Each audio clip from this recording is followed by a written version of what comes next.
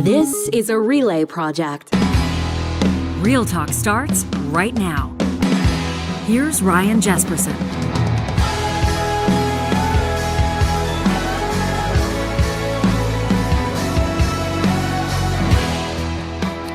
Real Talkers, I love shows like this. Johnny, this happens every once in a while where we've got our regular plan, and I'm talking about yesterday's show. I'm talking about with Charles Adler, newly minted. Senator Charles Adler. That's going to take some getting used to. Right? Although we're off the hook a little bit. He hasn't yet sworn in. He'll swear in on the 17th of September. So right now there's probably some interim title for him. Okay. Senate appointee or something like that. But Charles Adler's on the show, and if you missed this episode, I encourage you to check it out. We put a couple of his tweets in front of him, and as people say, I'm not sure these tweets aged that well. Not really. Although Adler didn't back off him one bit when he was, basically calling the Senate of Canada basically his dream for a triple E Senate. The dream is dust, he said. He talked about how he thought it was the chamber of drunken second chances, and how he thought that Stephen Harper, back in 2016, he figured Stephen Harper should abolish the Senate. Well, now that's where Charles is going to make his contributions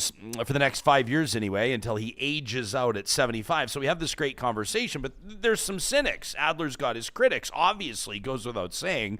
And a lot of people, we weren't the only ones that were pointing out, is the tale of the tape, right? They're calling it hypocrisy, as a matter of fact. And so it becomes kind of this side story, this debate, this chat parallel happening, and some responses to our social media, and people wondering aloud if you can actually change your mind on things over 5 or 10 or 20 years, if you can change your tune, so to speak.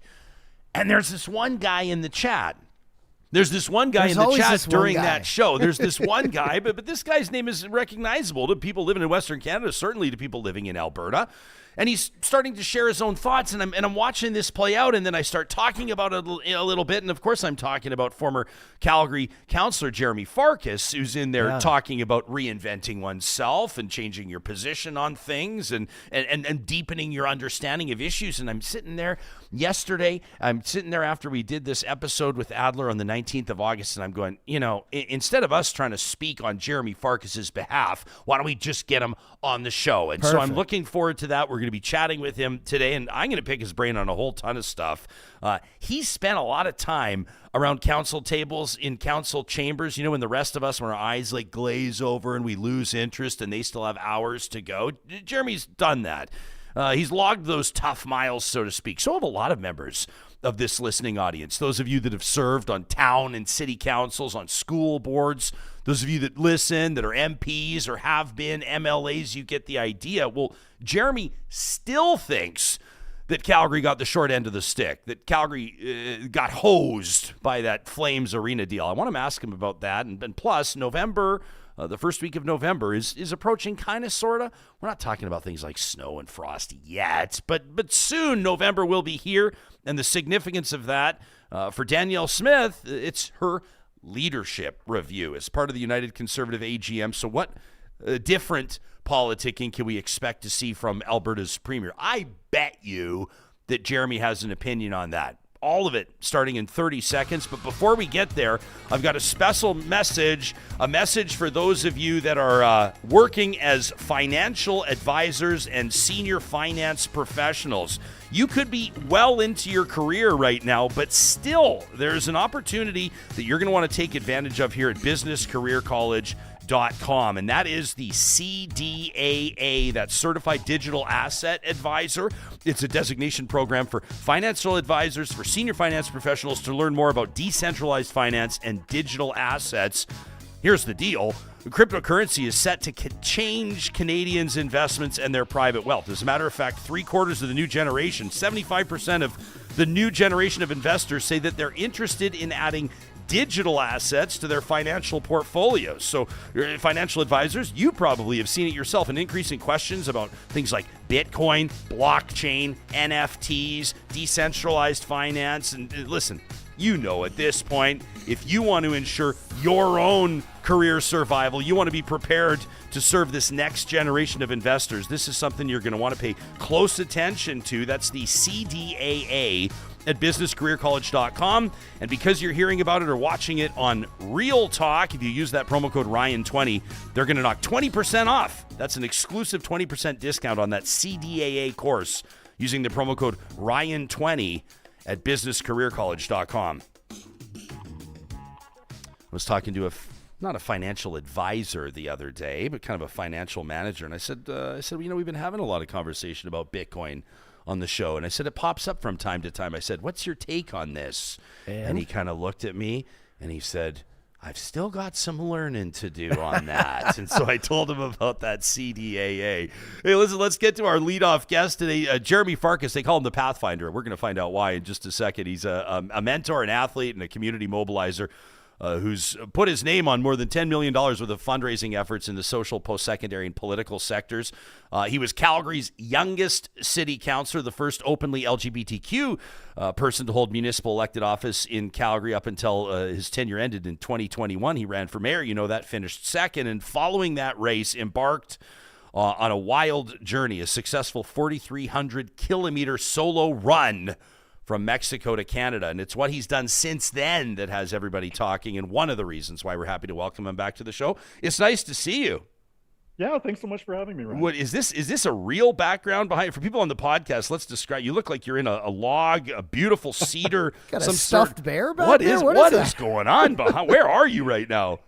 Yeah, so it's been a very interesting course of life since my time in politics, but now I'm actually CEO at a provincial park. So I work every day at the Glenbow Ranch Park Foundation. So if you've never been, we're about 5,000 acres total between Calgary and Cochrane. And our dream is to one day build out the pathway connection so that you'll be able to bike from Calgary, Bowness, all the way into our park, onto Cochrane, to Canmore, Banff, and beyond. So we're really, really thrilled. And after I spent some time in the outdoors, working with kids through Big Brothers and Big Sisters, I knew I wanted to find something where I could still be out on the trail and still be outside. But yeah, I'm so blessed. This is actually my office. Very cool. It's grpf.ca. We'll punch it into the show notes for people that want to check it out, the Glenbow Ranch Park Foundation.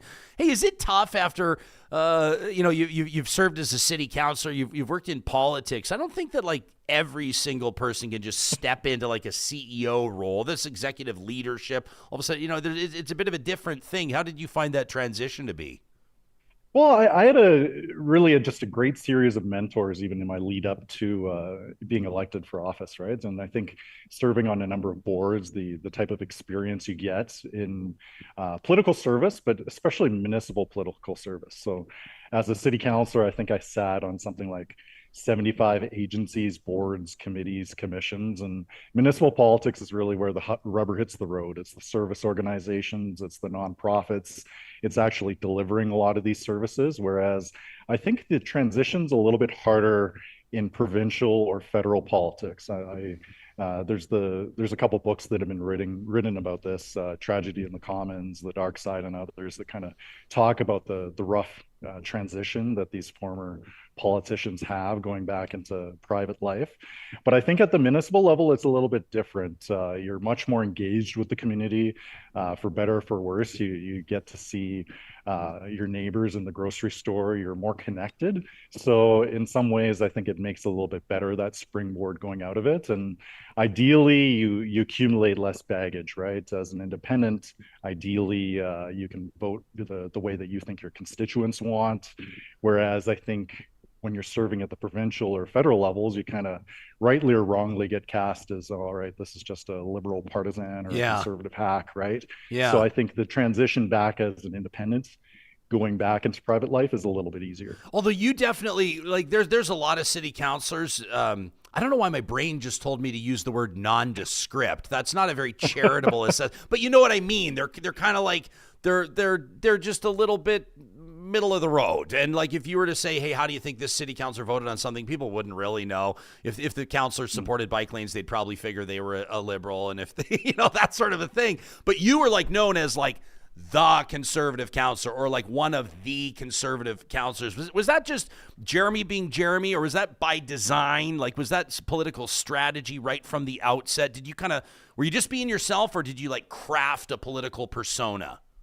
Well, I think it's both, right? When I was elected, especially at relatively young age, like who is in charge of a multi-billion-dollar company at 29 or 30, right? So I think a lot of that learning, that growth was playing out on the newspapers or in the TV screens, right? Whereas I think a lot of other people have the luxury to be able to have that personal development, that professional growth, those setbacks, those failures play out in private. Whereas for me, every element was just in public. So I think part of it as well is there's a little bit of I like to kind of think of my relationship with former Mayor Head and Enchi in terms of kind of fight promotion or wrestling, right?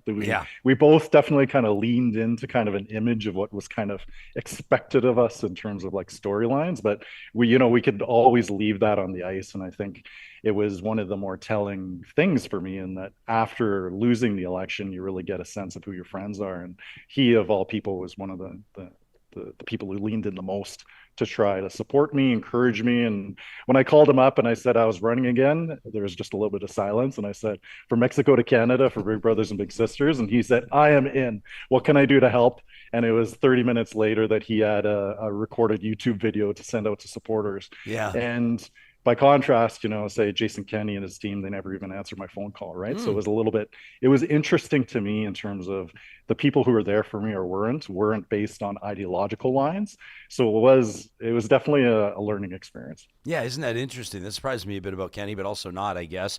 Just the reputation that you had in the city of Calgary. I think a lot of people saw you as like the great conservative hope in that mayoral race, obviously, and you had the council experience. I mean, we see that in a lot of those mayoral races where they sort of try to parachute in like, this person's like built a big business, or this person's established, significant wealth, and they're going to try to run the city the same way. And it just, those stories kind of very rarely work out. I don't know. I guess I'm trying to think of an example off the top. Maybe Stephen Mandel in Edmonton a while ago, but even then he served a term as councillor, but he did have success in business and obviously ran the city a little bit different than some people were accustomed to. You and Nenshi are doing a radio show together now, aren't you? Like weekly, you guys get together and trade punches? Yeah, so he's had to pull out of that as a result of, obviously, he's got this winning other the gig, leadership. So. Yeah, but yeah, we used to do a little bit of a radio column every couple of weeks on CBC as part of the Eye Opener with Lauren McGuinness. And yeah, I'm thinking more about like in terms of like being the conservative candidate, right? You have this sort of storyline or the tropes that you have to lean into, but I would say in my case, a lot of the more conservative establishment here in Calgary, they were never quite that comfortable with me. Like growing up in East Calgary and Dover, immigrant upbringing, openly LGBTQ, not supportive of things like the arena deal, challenged some of the money that was being spent toward capital infrastructure for the Stampede, for example. I think that was part of the reason that they had recruited, say, Jeff Davison to also run, Brad Field also to run. And I think that it'll be interesting to see where this upcoming election plays out in terms of the introduction of party politics. I think it's just political poison. I hate the idea that somehow your mayor, your councillor is going to have to report to a party leader, maybe in Edmonton or Ottawa. The idea that you can't compromise and work together. And one of my more frequent collaborators when I was on council was actually Drew Farrell, who ran for the NDP in the previous provincial election, but we always had the kind of relationship where she could walk into my office or vice versa with a problem to be solved, and at least I'd have an open mind to that. And this idea of party politics and only really being able to vote for or support your own slate, I think that that's a huge step backwards in terms of the kind of solution finding that we should be hoping from our municipal politics, at least. So you're not especially was it Bill? I'm trying to remember if it was Bill 19 or 20, but one of them allows for the introduction of party politics at the municipal level. And I've not seen, like, we've in earnest have talked to several different people trying to determine like are there legitimate pros and cons. There's like very few things that we sort of try to immediately make up our minds on and dig in our heels on, but it seems to me like the majority of people we talk to think it's a bad idea. I've heard some interesting arguments from some folks that think that it could create some more political engagement. It could draw better candidates. I'm not 100% sold yet. It sounds like you're sure not. Well, and I think in fairness, if I were to try to wear my Minister McIver hat, I think what he would tell you is that party politics is already here. We have these huge loopholes in the third-party advertisement legislation, which really allows in our case in Calgary, there was about nearly $2 million that was funneled in directly by the unions to support a single kind of left of center progressive slate, including Mayor Gondek. So then the question becomes, well, if this is just the facts on the ground, how do we formalize this? How do we put some belts and braces? But for me, I would go the opposite direction. I would close those loopholes. I would just reaffirm that these elected officials, they're expected to be independent. Of course, you have your own political leanings, and I think that as you go door to door, you should be honest and transparent with potentially the voters or your future constituents about just how you see the world, how you think you want to solve problems. But at the end of the day, these issues are so granular, they're technical. It relates to planning, garbage pickup, public safety. Of course, there's some ideological kind of like influence that comes into that, but there's not really a liberal or conservative way to pick up the garbage or to plow the roads, right? I think at the end of the day, the voters or constituents are looking for people just to do the damn job.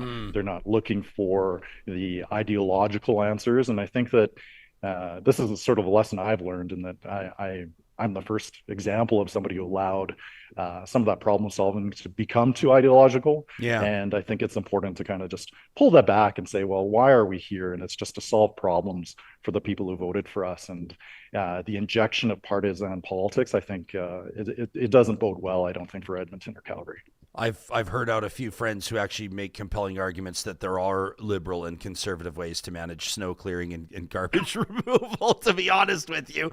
One guy in particular, really smart, as in full disclosure, he's been an incredible partner with this show, an incredible sponsor of this show, but Chris Labossiere, business leader out of Edmonton, did really well with the company. What he wound up selling, people will remember Local Waste, used to present trash talk here on the show for a long time. And Chris, in a series of Twitter threads over the past number of months and years, has blown the doors off some of the contracts, in particular when it comes to garbage collection in the city, and how Edmontonians, at least, and I think that those are the only numbers he's presented, are getting absolutely screwed over by just this absolutely wasteful, this debacle on how that's being done. I don't know if you say it's the conservative way to do it, to put that out to private tender, but you could probably make the argument that's not what you're here to do. It's not what I'm here to do, but I thought I'd insert that point. But listen to you, Jeromy. If you're just tuning in on the Mixler audio app presented by California Closets, talking to Jeromy Farkas, you sit there and you go, upon reflection, you realize that, some of these even municipal issues that you were helping decide on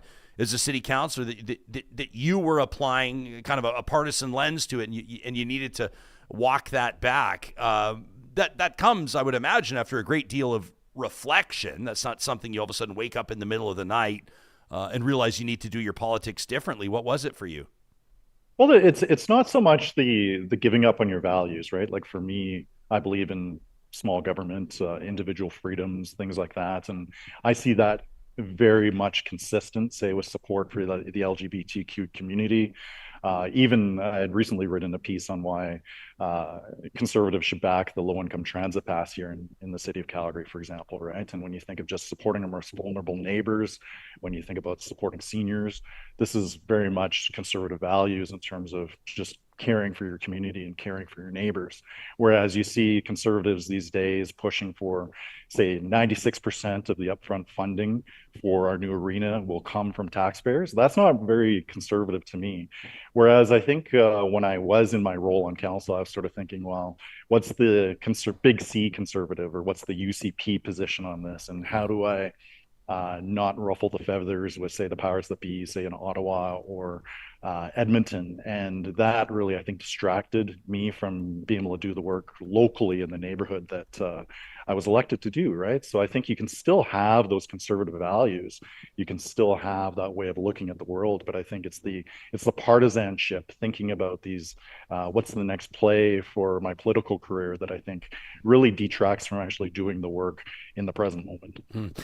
This happens every time you and I talk. We just get going, and then like 25 minutes in, we'll get to the actual reason why you're here, but I'm really curious. I was, I'm always happy to see you in the live chat, and I appreciated your contributions during our conversation with Charles Adler. I want to ask you about that, your take on the interview and his Senate appointment and transformations or evolutions or whatever word you want to use in the public eye. That coming up with Jeromy Farkas in just a second. First, Real Talkers, I want you to do a couple of things. Circle October 19th on your calendar, and then join us in Calgary and Edmonton at GEDfest. That's right, GED. That's Gordon Edgar Downey, as we honor one of the greatest Canadians of all time and the music of the tragically hip while giving back to the community through the power of live music and charity. GEDfest is holding its 7th annual event in Calgary on the 19th at the Palace Theatre. Love that, on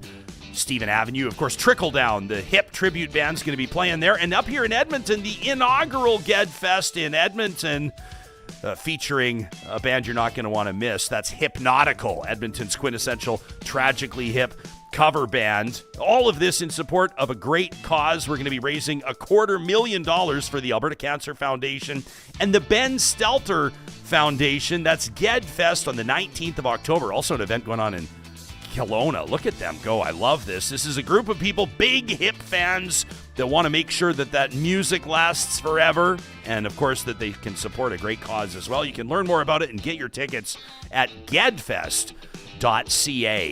Our friends at Friesen Brothers want you to know that Hatch Chili season is here, and it's underway at Friesen Brothers across the province, all 17 locations. Hatch chilies are distinct peppers. They're grown only in New Mexico's Hatch Valley. They've got a really mild heat. They're similar to bell peppers. They got this smoky, buttery flavor. You can incorporate them into virtually any dish, like macaroni, sandwiches, salads, you name it. And Friesen Brothers has some amazing in-store made limited time items, including roasted garlic and Hatch chili sourdough, and Hatch chili and cheese Ivan's sausages. You can learn more by checking out friesen.com/Hatch chili season.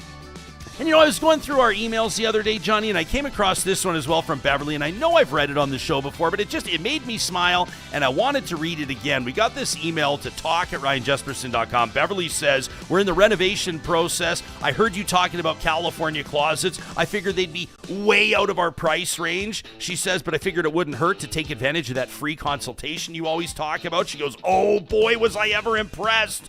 Watching the 3D visualization of the possibilities was totally amazing. I couldn't believe the options for maximizing storage in our tiny little closet, and I couldn't believe they made it all happen within our realistic budget. And a lifetime warranty to boot. Beverly says, I wouldn't have even considered this company if it hadn't have been for your rave reviews, Ryan, so I wanted to thank you for highlighting California Closets. You can book your free consultation like Beverly did by visiting californiaclosets.ca. $5 from Ken into the super chat on YouTube. Sure appreciate that. And I appreciate you, Johnny, jumping in and thanking everybody, keeping an eye on the chat today as well. Ken says, it's great to see Jeromy Farkas on the show. What a great example of somebody who lives and learns, which is difficult for so many of us. Jeromy, we'll talk about your journey, and I'm curious for your observations on Charles Adler. But for first, let's get to this real quick. For people that haven't yet heard our interview with the newly appointed Canadian senator, Charles, appointed by the Prime Minister Saturday morning, talks to us a couple of days later on Monday. And of course, we had to ask him about his track record on commenting about the Senate. Here's that exchange. You have been very critical of Canada's Senate and the process in past. You said living with the Canadian Senate is living a lie. It's not a chamber of sober second thought. It is a chamber of drunken second chances. That was all in 2013. So what happened over the last 11 years? Well, as you know, I tell the truth and I'm not boring. I said what I said and meant what I said. And if there's anything that I could leave as a legacy for this country that I love so much for the next 100 and 200 years, it would be to approve of a bill to turn the Senate into what Preston Manning would call a triple E Senate. I want to be thoughtful about this. I've been thoughtful about this for many years. No reason not to be thoughtful now. I'd love for the Senate to be truly democratic and for what happened with me and for me to go into the dark ages. I want people to be able to elect their senators directly, just as they do in our neighboring country, the United States.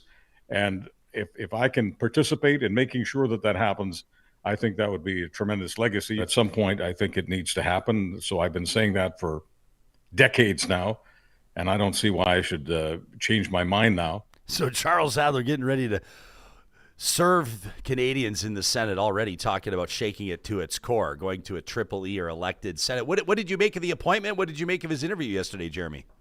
Well, just zooming in on the micro level, I think what a great Canadian, right? This is the guy who has pretty much an incredible career, all the possible accolades, and there's a little bit of a risk to him personally to doing this, right? In terms of getting called out for stuff like that. Huge. But I think he's going to make an incredible difference, right? And at the end of the day, like we can't let the perfect be the enemy of the good, right? He's the guy who gives a damn.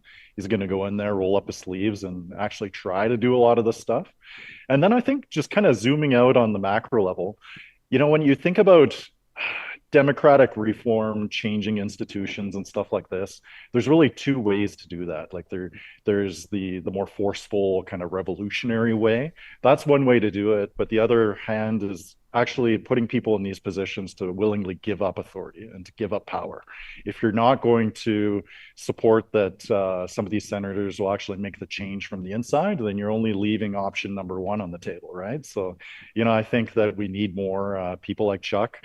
I'm not afraid for him. I'm afraid for the Red Chamber. I think it's going to be interesting when you just send a guy in there who obviously gives no fucks anymore and is not there to like pad the resume. He's there to actually get shit done. Like you need more people with that kind of energy and enthusiasm, right? And I think that look at the guy's record, right? Like you played a little bit of a snippet of one of his previous comments, but that's an overarching career of speaking truth to power. So, I think he's going to do a bang up job, and I think that we need more people like him in positions like that to actually be able to push and make the change happen. Yeah, I was curious to see how he'd answer it. Like, he doesn't strike me as the guy that's like going to go back and scrub his social media and delete the tweets about, because everybody knows what he said about the Senate. But what he shows up on the show and he goes, "I said what I said and I meant what I said," and I was like, oh, okay. Yeah, that's the classic Stephen Carter double down, right? Yeah, that is the Stephen Carter double down. Nice nod to the strategist. But a lot of people obviously Adler's getting sort of put through the ringer on this appointment, and honestly, like you alluded to, and I can tell you sincerely, like, that doesn't bother him. He's fully, the guy hosted a national talk show for 30 years. He's used to it. He doesn't care. But a lot of people they're basically calling him a hypocrite, and they're saying that it's like, this is everything that's wrong with politics, everything that's wrong with public service. You can be critical of an institution, but then you have a chance to belly up to the trough and you take it right away. Adler answered that, talking about his dad and his family's legacy, and people can listen to the full interview. But what do you make of the hypocrisy accusations? People do have a point. You say one thing and then you do something completely different 10 years later. Well, I think at the end of the day, like when facts change, people's minds have to be willing to change, right? So we have this double standard for people in public life. On the one hand, you have to be absolutely crystallized, almost in amber, and any amount of change means you're a flip-flopper. And then on the other hand, you need to be receptive to what people are telling you. You have to be willing to be open-minded. Both of these things can't be true. And I would just rather prefer somebody who owns their mistakes, owns their shortcomings, and you have to be willing to give them a little bit of a leeway to be able to course correct when new facts emerge, or if a better argument comes to the table, right? So for me, I think that I just so admire him for actually tackling that head on and saying, that's what I said and I stand by it, and I'm going to try to make some change. And the alternative is, I don't think he'd be a very good Canadian if he had this kind of opportunity to be able to affect that and put his money where his mouth is. And he said, "Oh, I'm not going to try," right? So I think he's the kind of guy who's willing to just to give it a try. Who knows where this will go? But I do know that if we had more people like him within the Red Chamber, that an actual Triple E Senate would be practical and achievable. So it's going to need more Chucks in there to be able to make this kind of change than it is going to be sort of partisan hacks or sycophants. So I'm a little questionable about his odds. I don't necessarily share his optimism in terms of how practical reform or abolishment is. No, it's not happening. If there's anybody no offense, who can, not happening.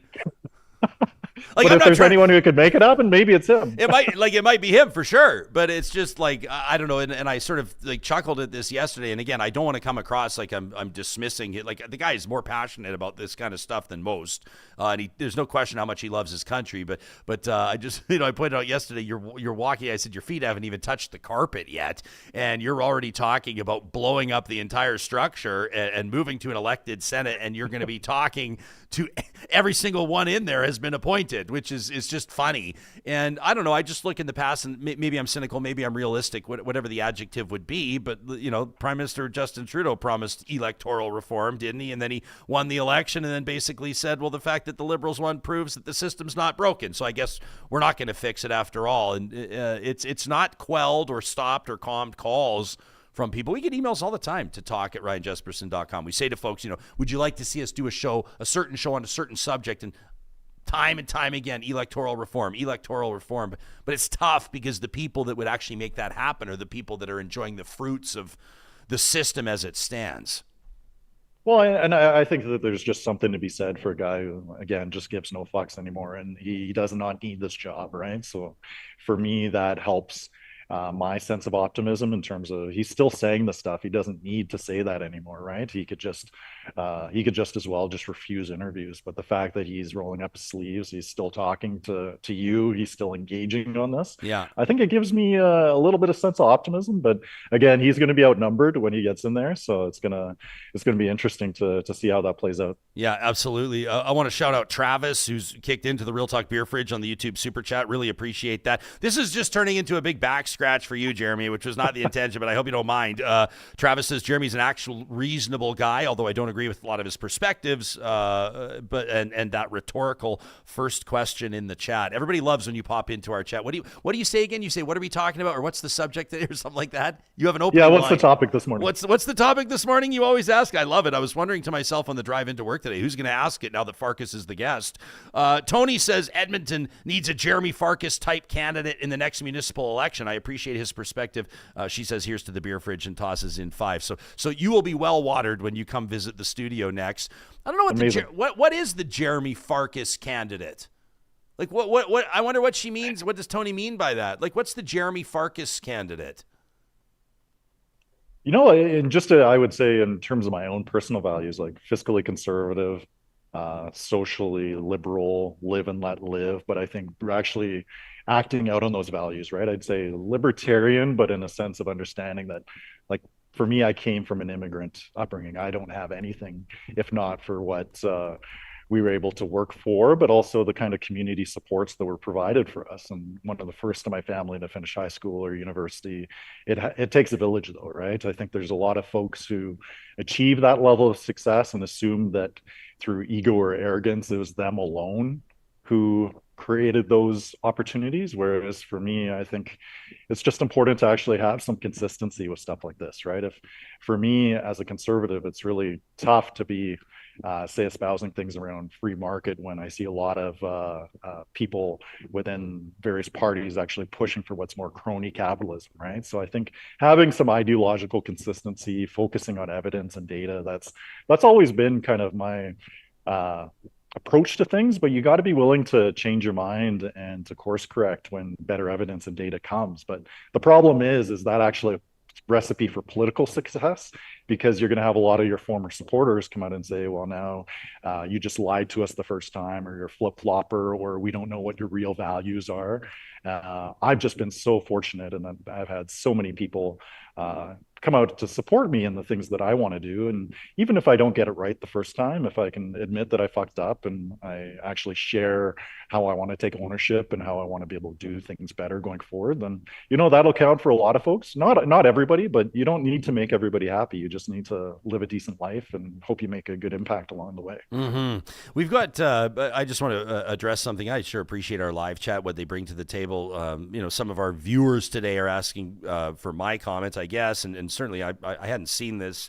We'll ask Adler next time we talk to him. The Assembly of Manitoba Chiefs has asked the Governor General and the Prime Minister to recall Charles Adler's Senate appointment. He'll be representing Manitoba there, obviously, and this would have been released after we spoke with him yesterday, referencing comments in past. And I just want to be clear. This is, could you tell that I was scrolling here on my phone, on my screen, trying to find these? But allegedly, Charles Adler said, referred to Indigenous people, quote, as uncivilized boneheads, and talked about them getting jobs. I'm not familiar with the interview. I'm not saying he did say it. I'm not saying he didn't say it. I don't know. He referenced leaders of countries as boneheads and likened them to how things are run on reserves. He didn't directly call Indigenous people boneheads, but I can see how the comments were a little troubling, and this was back in 1999. Okay, I appreciate the background on that, Johnny, because this, like, I'm just sort of like leveling up on the fly on this one. Dan Vandel as well, Minister of Northern Affairs, was quite critical. He's a Manitoba, federal cabinet minister out of Manitoba, was very critical of Adler, and we asked Chuck about him and his comments. He said there are eminently more qualified people to represent Manitoba in the Senate than Charles Adler, said Dan Vandel, and you should hear Adler's response to it. He basically says that he's got a chip on his shoulder from a mayoral race that didn't work out like a couple of decades ago. But I appreciate people putting that on our radar. We'll ask Charles about that next time we talk to him. Jeromy, you're this Calgary Arena deal. I just want to talk to you about a few things that you also kind of have cooking, because it seems like you got your fingers in a bunch of pies right now. But you wrote a piece for Western Standard that I saw, and you basically this is not going away. You're still feeling like the Calgary Flames the ownership group, basically, and that politicians at different levels are taking taxpayers to the cleaners. I know a lot of people in Calgary have been excited about this deal, but it does seem to, I kind of get this sentiment. Picked it up during Stampede, talking to people, that virtually everybody feels like they could have got a better deal like 6 or 12 months before that. What's the big one here? Is it just basically the public taking all the risk and the private investors standing to reward themselves handsomely? Is that kind of the gist of it? Yeah, no, I think the timing is for sure the relevant, and for me as a more fiscal conservative, I want to see services being invested in, right? I want to think about, why do we have a city government in the first place? It's probably safety, it's transportation, it's infrastructure. And I think that once the deal is done, or rather the deal is done, but once the arena is built, I think people will be very happy with it. But I think that we got to walk and chew bubble gum at the same time. We have a critical infrastructure that's failing here. We have critical situation with our water mains. We still have lead pipes servicing residential areas. We still have wooden pipes in the city of Calgary. We have crumbling infrastructure elsewhere, right? So like literally wooden pipes? Yes, literally wooden pipes, and that's actually an issue that Councillor Farrell and I had worked together on. People can Google it, just Farkas Farrell lead pipes. But I find it reprehensible in a city as prosperous, as successful as the city of Calgary. Why are residential homes still receiving their water through lead pipes? So at a time like this, how can you say that, say, $1.2 billion in taxpayer money can be allocated to something like an arena for Calgary's most wealthiest? And how can you say 96% of that cost up front should be covered by the taxpayers? Like, I find it just, it's absolutely crazy to me. But I think a bigger issue is just this really, I think, tars both the progressives and the council, or conservatives on this council. It was a unanimous vote, which I just still continue to find absolutely insane. Yeah. But that said, I don't blame the Flames for getting the deal that they did. Their ownership hired the best negotiators. And at a minimum, I just want to see my councillor and my mayor advocate for me in these types of transactions. And, at the end of the day, I think the arena is going to be great. The design looks a lot better than the previous one. But if you have $1.2 billion for this, how can you possibly go out and say, well, we don't have $15 million for a low-income transit pass for most vulnerable? How can you say that we do not have $500,000 for critical mental health funding? How can you say that, say, City of Calgary is the only major North American city without a downtown police station? How can you say that you don't have $25 million for that? How can you say that, right? It's insane to me. So sure, let's build the arena, but let's take care of the basics first. But it's very clear that just next week, we're going to have to be going into water restrictions again as a result of more critical failures being found. So I think it's a bit insane to me to see the focus on this, and the fact that it's really being shrouded in more conservative language, about the economy, about supporting jobs. Well, we have 140,000 people in the city who rely on the low-income transit pass to get to work. If you do not support that and they can't get to work, what's the impact going to be for, say, employers, for businesses here locally? And you cannot be a world-class city if residents are still getting their water through lead pipes, period.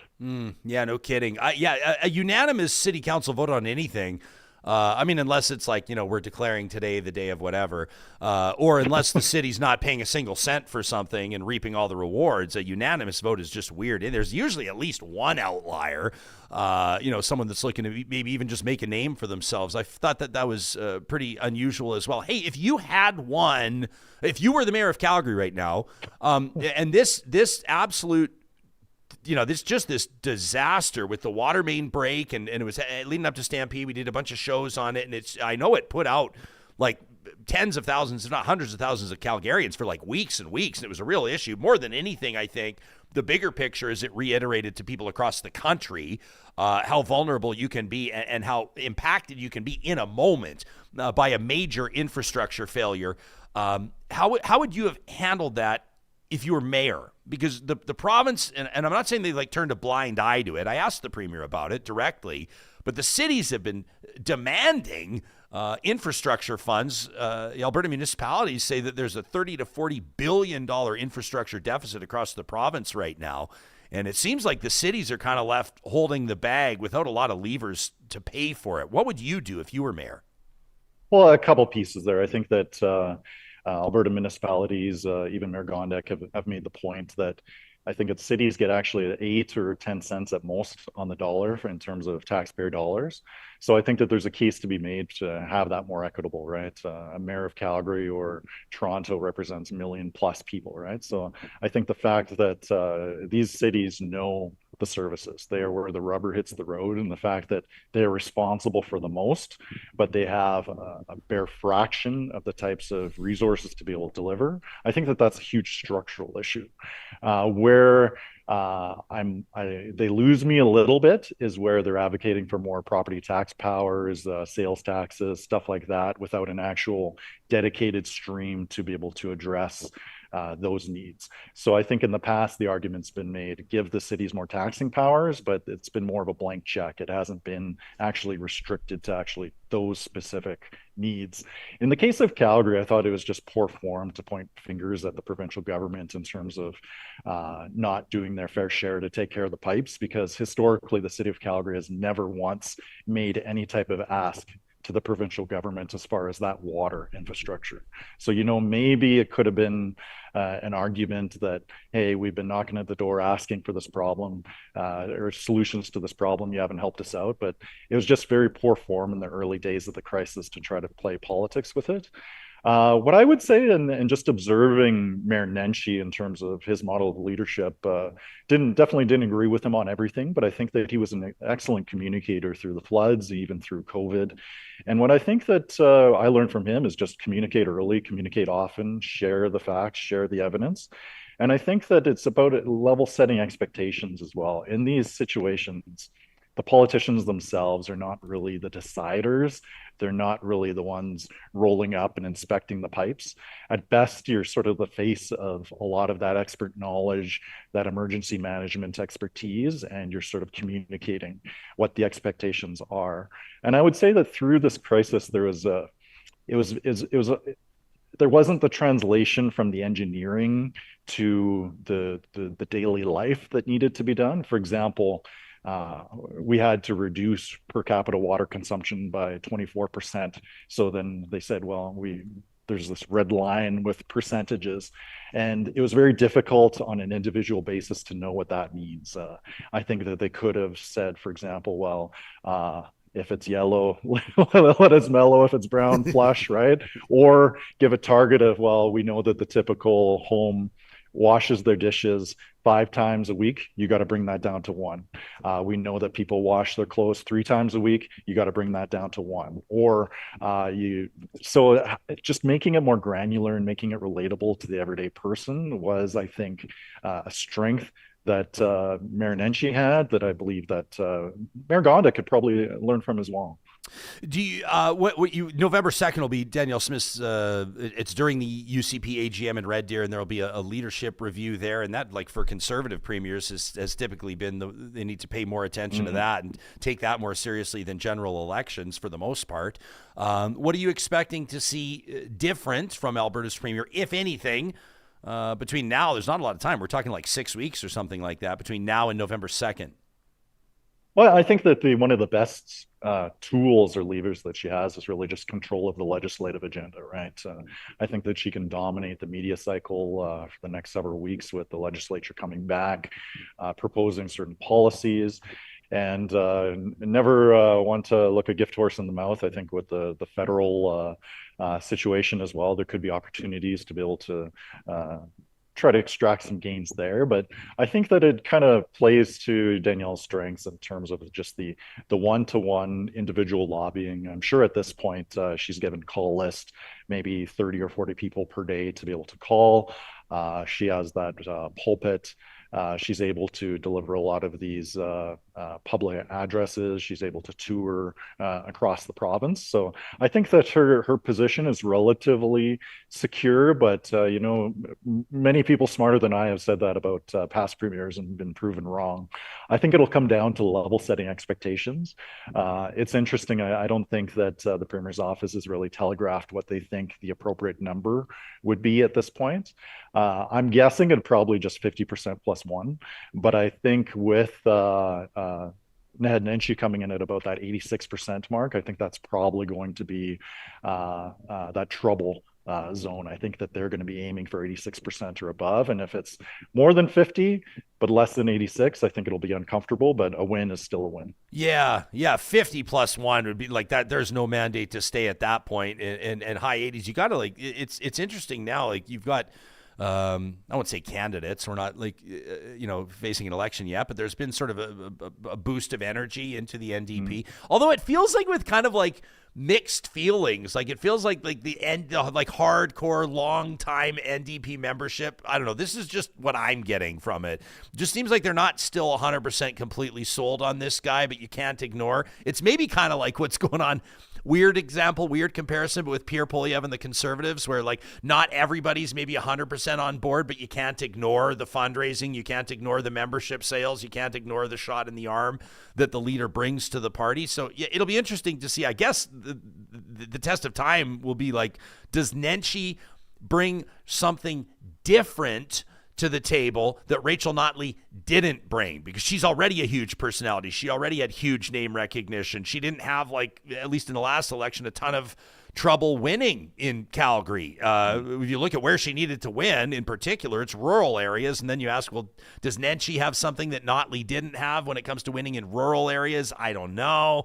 It'll be interesting to see. There's no guarantees here, and there's no guarantee that Danielle Smith would win a second term against the NDPM. And that election was tight. Well, I think Poilievre and Nenshi, they both got big numbers, but I think Poilievre won by arguing that the Conservatives win when they're more conservative. And I would argue that Nenshi won by saying, well, the NDP could win by being less NDP. So I think there might have been celebration after the Poilievre win, but my sense is that it's a little bit more like mourning within the NDP.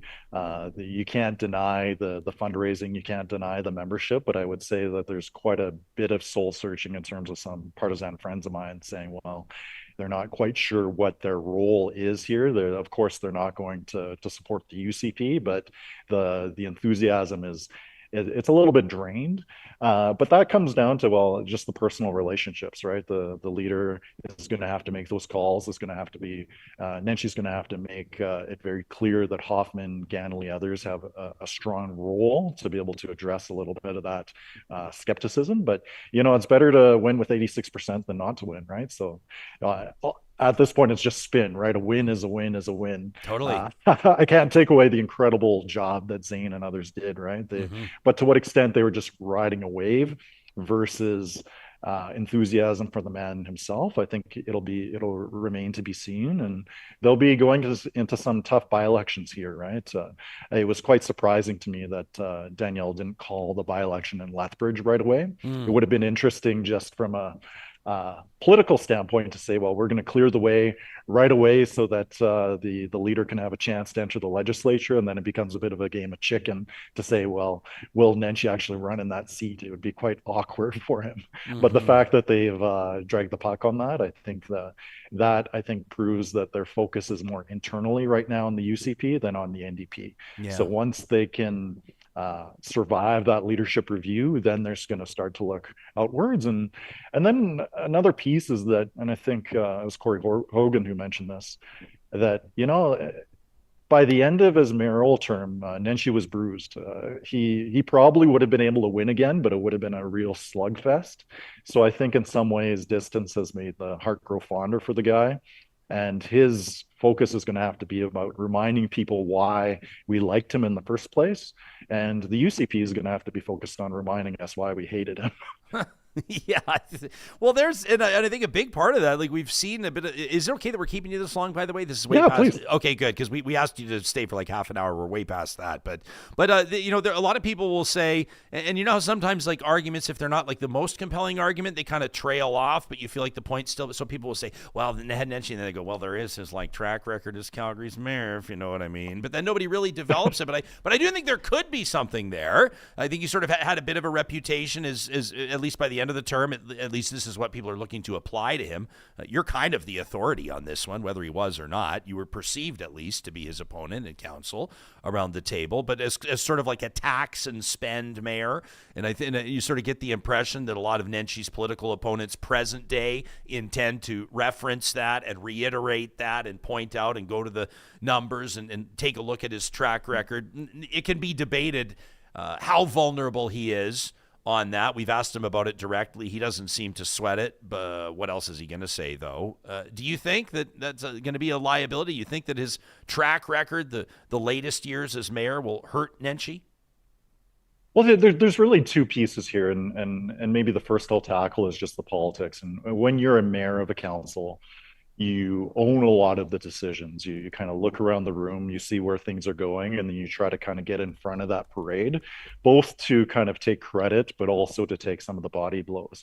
And, I'm reluctant to admit this, but I will, but there were times when I took advantage of that as an opposition or as a critic of the mayor. I knew that he was going to ultimately support something, despite the fact that he had a lot of misgivings about it, but it was better for him to kind of be in the tent representing the council than being outside of it.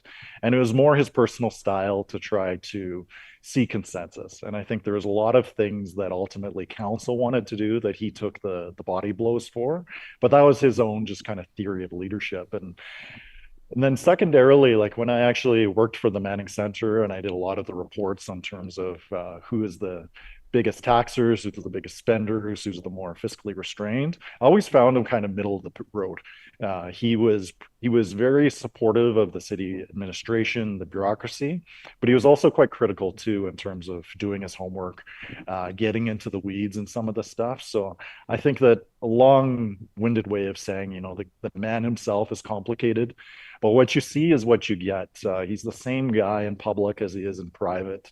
For some people, this is a positive. For some people, it's a negative.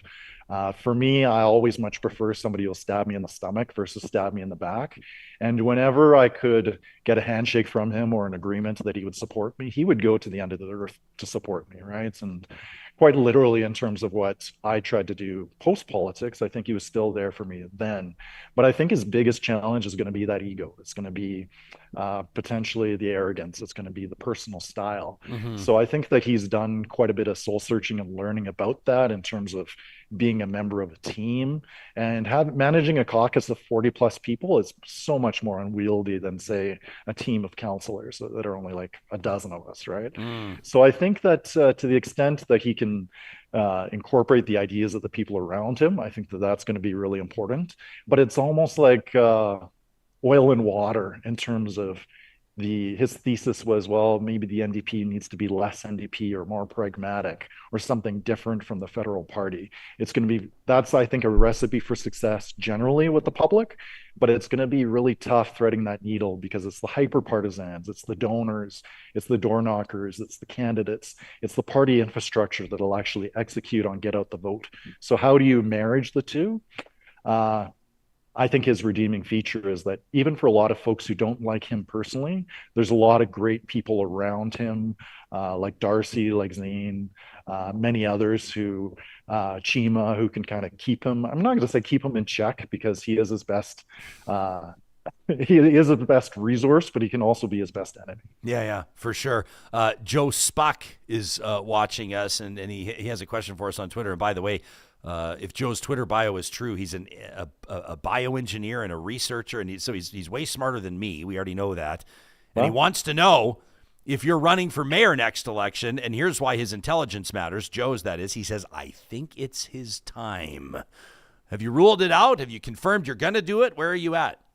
I haven't made a decision about the next election, and for me, I've been really focused on my work here at Glenbow Ranch. Like, we've been in a real challenging situation as the province has been considering whether to flood the majority of the park for a new infrastructure program. Yeah, what's going on with this? Yeah, so I'm kind of a mind. Well, you can't, if you're trying to chase two birds, you're gonna lose them both. So I've been all in on just trying to do everything that we can advocate for alternatives that'll be able to protect the park. And if I'm trying to think too many steps ahead, I think it's just going to not work for me, what I want to be able to do at work with my family. But that said, I think potentially I see in a lot of other politicians who have suffered setbacks or failures or lost elections, I see in a lot of them just quite a lot of bitterness and kind of misery, kind of wanting to relive the glory days, wanting their chance at a comeback, wanting to finally come in and deliver revenge to the politicians or the people who wronged them. And that's never been my own personal style. Like, I consider Jody Gondek to be a friend. I have no misgivings toward her or Stephen Carter or anyone else on that campaign. I think that in that prior campaign, I think I was too one-dimensional. I was too focused on being that conservative choice, and I wasn't confident enough in myself to be able to share more about myself, who I was. And for some reasons, I would actually argue that I deserve to lose that campaign, right? So for me, I've really just been focusing on the ways that I can contribute, the ways that I can help. Way too many people out there think that the only way that they can make a change in the world is if they're elected for something. Whereas for me, I've been open to so many incredible opportunities to make an impact through Big Brothers and Big Sisters, through the Alex, through the park here at Glenbow Ranch, that, I don't necessarily need to check that box of having been elected anymore. But that said, I still really give a damn. And when I see things like cutting the city of Calgary's infrastructure budget for water pipes, but finding $1 billion for the arena, that pisses me off. When I see them, especially the fiscal conservatives and the more crony capitalism, when I see them cutting, say, low-income transit passes, they can't find $15 million for that, but they can find billions of dollars elsewhere. When I see even somebody who believes in climate change, when I see them declaring a climate emergency, and just doing nothing with it in terms of actually setting up Calgary for success through drought or flood, like, that pisses me off. But again, like, just being pissed off isn't a reason enough to want to run. I would want to come to the table with actual solutions. I'd want to come to the table with a better campaign and honestly a better person than ran the previous time. Appreciate that, man. And like, sometimes, like, just, up in our neck of the woods, this is what Connor and Leon are spending all summer thinking about. Sometimes you get to go all the way to Game 7 of the 4th round, and you realize that maybe you weren't quite there, and it's going to be that much sweeter, hypothetically, should you choose to throw your hat in the ring again. Hey, before we go, real quick, because we talk a lot about water on this show. We talk about drought. We talk about flooding. And can you bring us up to speed? I'll let people know that back in May, you submitted alongside George Paffra an opinion piece to the Calgary Herald. They published it. People can read it. You write that government must plan for both flooding and drought. Obviously, two very different scenarios, both involving water. But what's the deal here? That essentially, like, in layperson's terms, like, the province or the city of Calgary has to find water basins, potential basins for flooding. Like, they got to pick and choose basically who's going to be underwater and who's not. Is that kind of what the decision is? Yeah, there's a couple pieces here. So in 2013, we had a just catastrophic flood. And for me as a member of council, actually, I represented every single community along the Elbow River. So I was involved throughout my council term, touring a lot of these areas. Was involved prior to that in some of the cleanups, and was in the basements of homes that were flooded, and actually saw firsthand a lot of the damage that was caused, and there was also loss of lives as well. So I think that this is a huge issue for Calgary to need to tackle for sustainability going forward. But our problem living as a big city on a small river is that sometimes it's too much water and sometimes it's not enough. So we need to solve for both problems. So following 2013, they basically tasked a bunch of folks to look at new dams and new reservoirs that could be built to protect the city. They came up with about 30 different options, and then slowly they've been kind of funneling it down to 12, then to 5, then to 3, then to 2. There's 2 remaining options, one of which would essentially flood and destroy much of Glenbow Ranch Provincial Park. And if you haven't been, we're about upwards of, between our foundation and the provincial land, about 5,000 acres, a hugely successful conservation green space between Calgary and the town of Cochrane. And they would propose to flood most of the park to be able to create a new reservoir to protect Calgary. There's some critical failings, though, with this project. The first of which is that, yes, it would protect Calgary from a flood. However, it would cause tens of millions, if not hundreds of millions of dollars of damage to the town of Cochrane. So it would protect Calgary, but it would send a wall of water rushing back into the town of Cochrane. So the first piece is that we need a solution that protects both Calgary and Cochrane rather than just Calgary alone. And Cochrane actually has the distinction of being Alberta's fastest growing municipality right now. So we're going to need more protection for that town rather than less. Another piece is that there'd be about 15 kilometers of impacted river channel, which means that just because of the surface area and how much space you're using, it would be much less useful in the event of a drought. So because of the surface area, the water stays warm, the sun burns it off, which basically means you're losing so much water to evaporation. So we need a solution that helps for both flooding and drought rather than just flooding alone. So we're supporting the alternative up at Ghost Lake. So up at the Ghost Reservoir near Cochrane still, there's an existing dam. It's about 100 years old, and it's requiring significant maintenance and refurbishment costs. And what we're proposing and supporting the engineers in is essentially the creation of a new dam. So right now there's an existing lake and reservoir. What we would propose is to basically have that expanded. So a new one would be made, which would essentially increase the size of the bathtub. And because it would only impact about 1.5 kilometers of river channel, the water would stay cooler, there'd be less surface area, and it would also be upstream of Cochrane to be able to protect both Calgary and the town. And then the third piece for me is just, it's a little more intangible, but it comes down to the value of contracts and agreements. And for Glenbow Ranch and Haskayne Legacy Park to be flooded, the government would have to tear up these contracts, which essentially came from the families donating these lands to be protected forever in perpetuity. Right. So we're in talks with other people in the land conservation movement from coast to coast to coast. All eyes are on Alberta right now in terms of what happens. It's never been done that a government has accepted these lands for protection and gone on to change their mind to use it for something else. But if a government is emboldened to tear up these contracts and break these promises, it's going to be a huge, huge impact, not just for us locally, but I think on the land conservation movement, period. Or another way to say it is, what would be the motivation for anybody who had such incredible land if they wanted to set it aside for the protection of future generations, if they could not trust the government to do that? We think that there would be a huge chilling effect from this broken promise. And it's not a promise that was made to the Harvey family or to the Haskayne family. It was promises made to the city of Calgary. It was promises made to the government of Alberta. But at the end of the day, it was promises made to us as the people who live in these areas. So we're very bullish on this. We've been engaged with the minister. I've spoken at length with the premier. We've had a really positive working relationship up until this point. We're going to continue to advocate and make the case that at the end of the day, that a promise should mean something. in Alberta, and a handshake should mean something. So let's protect both Calgary and Cochrane rather than just Calgary alone, and let's solve for both flood and drought rather than just flooding alone. Yeah, well said. That's Jeromy Farkas, who's the inaugural CEO of the Glenbow Ranch Park Foundation. You can learn more about what they're doing there at grpf.ca. This should be a way bigger story, by the way. So I appreciate you putting that on our radar and helping us understand it, and appreciate more than an hour of your time this morning. Time flies, man, but we love chatting with you, and obviously the audience appreciates you very much, whether you're there with your smart aleck remarks in our live chat, which we absolutely love. Don't ever change, or whether you're here in the spotlight as our feature guest. We appreciate you, Jeromy. Thanks for doing this.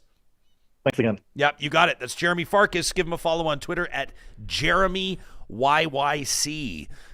It looked to me as though we should probably be tracking this, but the YouTube super chat contributions, $5 here, $5 there, $5 here, $5 there. I think Jeromy may have. Yeah, he was up there. I mean, I don't know if he set a record with that interview, but it's pretty good. What he was saying was resonating with people. We need to get like that cha-ching, cha-ching kind of sound as you guys are talking, and then you'll know which comments are hitting with our fans. Yeah, I like where that one's going, and I appreciate him. Obviously, we were kind of all over the map there, talking about a whole bunch of stuff.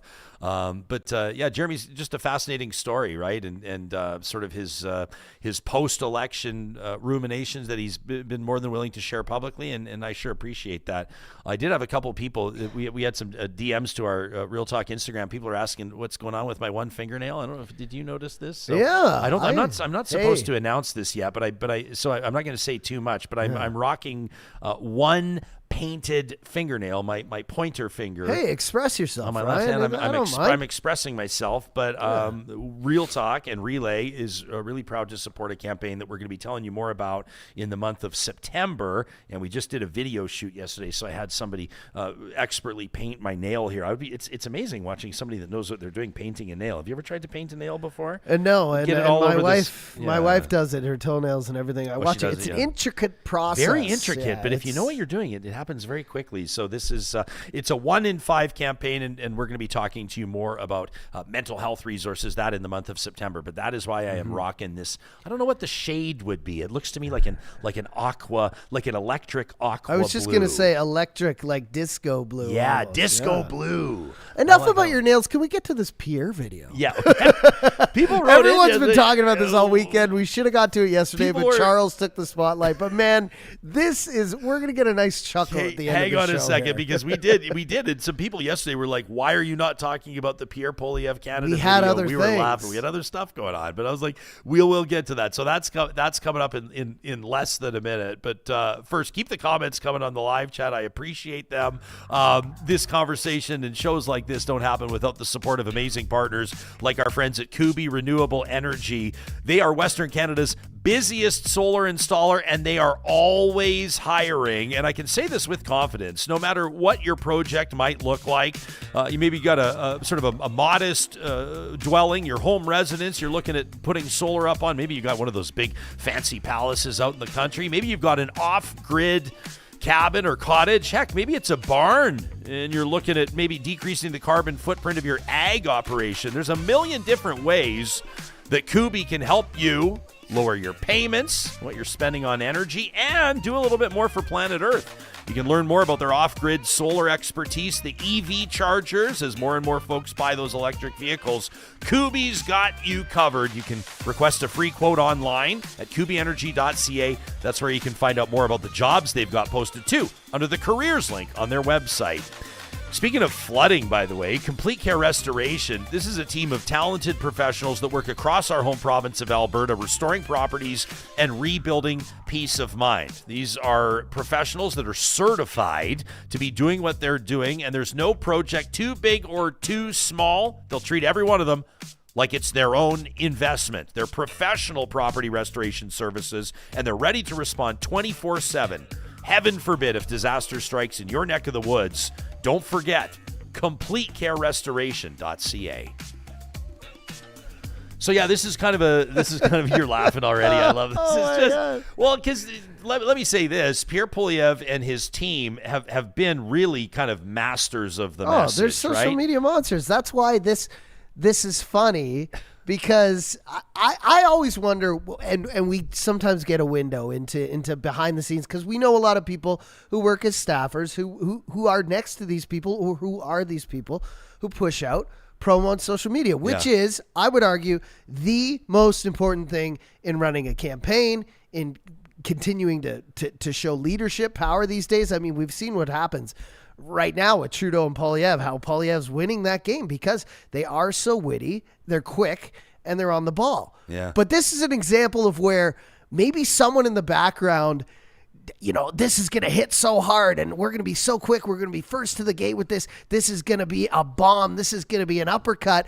And then whoever is the gatekeeper to this, who maybe is supposed to check sources on videos or make sure things are legit before things go out. Maybe they were on vacation. Maybe it's the summer. Yeah, I don't know. Maybe they're in their backyard and they said, "Yeah, go ahead, throw it up. It looks good." You're already given the benefit of the doubt. I love it. But I need to know what happened. But you go ahead and cue this up. 80s Fanify in the chat says, masters of the message. Hey, All I'm saying is that, you got to give people props. man, they're his good. videos get like hundreds of thousands, Whether or millions they're true of or not. views.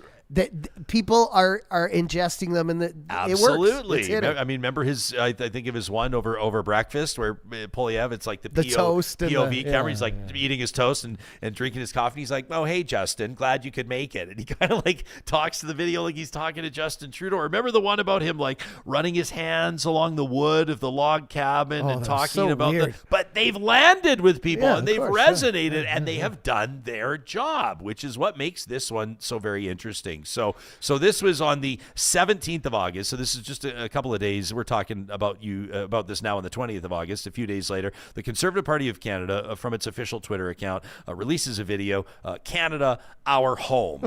And it's got Pierre Poilievre in a cowboy hat and a white T-shirt. And he's kind of sort of pulling off the look. And, it says sign. Of course, it's a fundraising exercise and a membership sale exercise. And they want your information. They want your email addresses. All the political parties do this.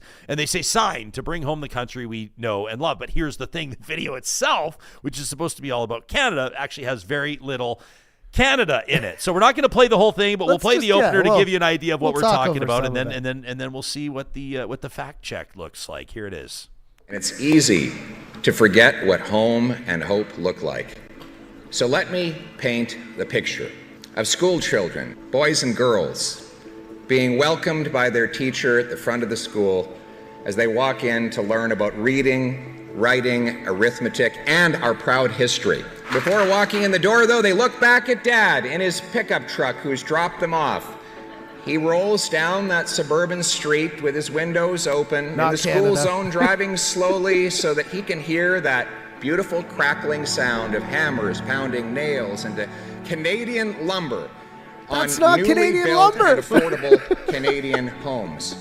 When he gets to the gas station, he fills his tank with affordable Petro-Canada, they got that one. They got that one. Canadian-made energy. Okay, so the video goes on, and Johnny, maybe you can keep it rolling for the YouTube audience, and we'll just talk over it. But this is like you get the idea, like the moving music and the emotional response, and the wheat fields of Saskatchewan and the Canadian lumber, and we're basically ready to paint our faces, Canada, except for here's the thing, and this, in the world of content creation, you can get burned, and people can figure it out fast.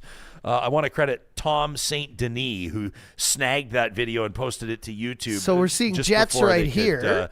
Delete it. And those are Russian jets. Well, hang on. Proved. So I'm taking you through the entire audit here.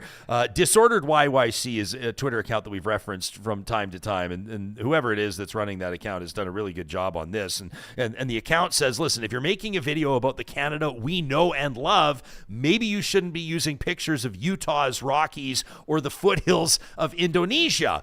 And so the Twitter account Disordered YYC says, here's a thread of all the clips that they have confirmed to not be Canadian. So Johnny, let's take a look here. And this is why people are having a bit of a chuckle over this one. The elementary school classroom here in Canada, everybody can be all excited about our education system. Well, as a matter of fact, that was filmed in Serbia. And they have the proof there by way of a Getty Images video search that is a Serbian classroom. And they say, well, there's nothing more Canadian than driving a pickup truck.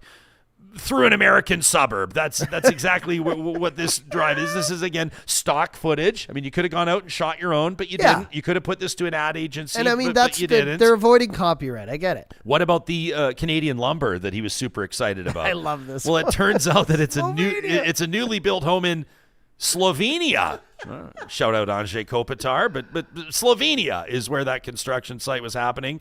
What about this? The Canadian countryside, that pickup truck traveling through the Canadian countryside of beautiful North Dakota, USA. That by way of aerial drone footage, stock footage that you can purchase. Of course, the Canadian cattle that Polyev is referencing, somewhat strange that they, by iStockphoto.com, would be grazing in California. Californian cattle. Maybe they've been shipped down there for some reason. We don't know. And what about this? Disordered says, I know Canada took in a lot of Ukrainian refugees, but I didn't know that we took in entire campus buildings from Kyiv Polytechnic, Ukraine, into Canada. So there you are with the Canadian post-secondaries. That's, as a matter of fact, shout out to the learners, the post-secondary students out in Kyiv. The female hunter with a Canadian firearm was filmed in the United States of America, so says Pond 5 Image Search. Grandma and Grandpa here with the grandkids are in Richmond Park in London, England. I mean, it is example after example. The Great Canadian Foothills. How about this one? This is of Indonesia. Wonosobo, Indonesia. Once you start doing skylines and once you start doing like mountaintops and ranges, you got to be careful because those are a lot easier to search. And so, I mean, that one to me was just kind of straight up lazy, talking about the foothills and thinking you weren't going to get busted. And then here they are as well. The Yunta Mountains in northern Utah, pardon my pronunciation, Disordered says, really? You couldn't find a clip of the Canadian Rockies? The audit goes on and on and on and on and on. But again, says Disordered, if you're making a video about the Canada we know and love, you should be using actual Canadian footage. Yeah, and I'm going to say, as a technical guy who, you know, they got owned on this one. And I see people in the chat right now saying it's royalty-free footage, it's stock footage. They have to do it. You know, they pay to use it, and you want to avoid copyright. That's fine. I use stock footage too. But when you ask me to find, you know, wind turbines in Canada, that's all you have to type into stock footage. And for someone like me, I may throw up something, you know, quickly because I was in a rush, but we're a podcast. This is the leader of the opposition's promotional, you know, team who clearly didn't take the time to just get some Canadian footage, and we all know it's out there. Or if you don't have any, I mean, take 24, 48 hours. You know, you have teams all across Canada. You know, rent a drone, send one up, go to a farm, take a photo, take a iPhone video there. You can record in 4K, take some video of some cattle. I mean, this seemed rushed. And the fact that it came out, was it before the weekend or directly on the weekend? I think so. And we're in the middle of the summer. So like I said, I feel like some gatekeepers were maybe on vacation or something like that. But, yeah, I understand about stock footage. It's just very simple. No, but the whole leader thing of the opposition, their team should be held to higher standards. Yeah, well, and this is just all getting into the weeds of like, it's not about paying for video or not paying for video or copyrights. It's a video about Canada, and none of the scenes are in Canada. Like that's what this is. This isn't about stock footage and getting licensing, and no, it's a video about Canada that is not showing Canada, and it's just really funny. Do I think this is controversial? No. Do I think this is scandalous? No. Is this going to move the needle on anything and change anybody's minds on how they vote? Absolutely not. It's just funny, and we thought that you might want to see it on the show. I love Peaches is losing their mind in the chat. Says the mistake is funny, but like the deep dive into mistakes by Pierre Poilievre, buddy, if you think this is a deep dive into mistakes by Poilievre, but to defend the past BS of a future fucking senator, Peaches is still upset at Charles Adler, and a lot of people are still upset at Adler. I thought we were defending. The good news is giving some context. Yeah, well, you'll still have Adler back on the show next week. Oh yeah, we'll definitely ask him about it. And if that's not enough, if you still have something to say, if you're still choked, you can send us an email to talk@ryanjesperson.com, and all you got to put in the subject line is the flamethrower. And you could hear your rant read on Fridays, presented by our friends at the DQs of Northwest Edmonton and Sherwood Park. And you know what? There's nothing better than I like by ending the week by Ryan reading people yelling profanity at himself. Yeah. At me. Yeah, that's great. It's kind of nice. It's like, yeah. It gives me a little. Nice for you. Something, you know, Just a little something, just a little boost into your Friday, into your weekend. Justin of Balgoni says it's funny how hard this show goes against. Do you guys honestly think that we're going hard on this video? We haven't even talked about PP in a week. Like we're, this you know, is people just are. Something it's that... just I don't know if you like are you guys that soft? Honestly, are you guys that soft that this is going hard against your guy? We're having laughs. Like if he was here, I'd love to laugh about it with him. Like tell me about the Rocky Mountains in Indonesia, and he would chuckle and we would chuckle, and then we'd talk about fiscal policy or whatever. Says, but when it comes to Justin Trudeau in the Winnipeg lab, I love this. People were asking yesterday how much money we were profiting from, how much money we're making by bringing Adler on the show and defending the Prime Minister's choice for Senator. Really? This is great. And the answer is $45,000. All right. Coming up on tomorrow's, but all in Bitcoin, not in actual cash, all in Bitcoin.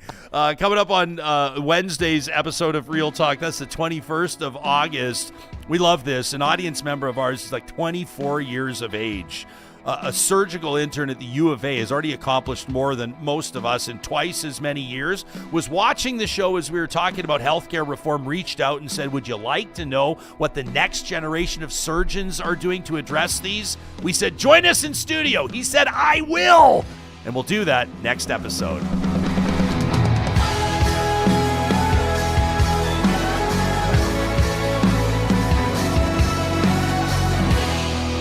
Real Talk is hosted by Ryan Jesperson, executive producer Josh Dunford, technical producer John Hicks, general manager Katie Cook-Chivers, account coordinator Lawrence Derlego, human resources Lena Shepard, website design Mike Johnston, voiceover by me, Carrie Skelton.